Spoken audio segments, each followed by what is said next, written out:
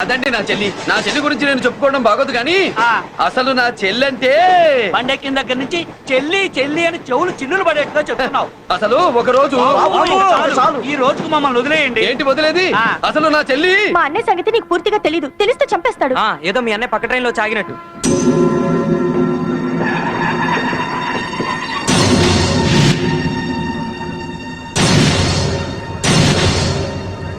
అన్నయ్య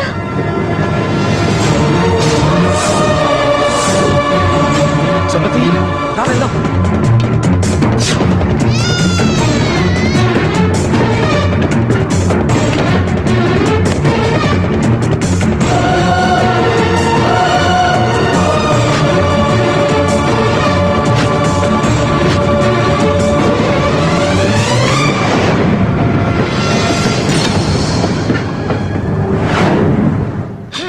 నా బంగారం పోయింది.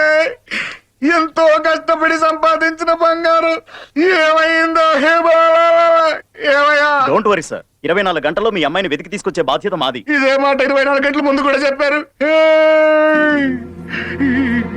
అమ్మ నా బంగారం వచ్చేసింది, నా బంగారం వచ్చేసింది, నా బంగారం వచ్చేసింది, నా బంగారం వచ్చేసింది. నొప్పేస్తే వెళ్ళేటప్పుడు తెలియదా నీకు?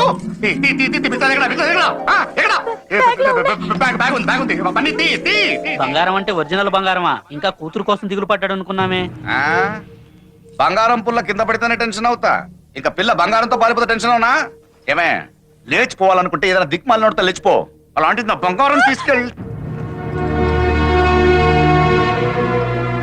చేసిన తప్పుకి తను బాధపడుతుంది. ఈసారికి క్షమించండి.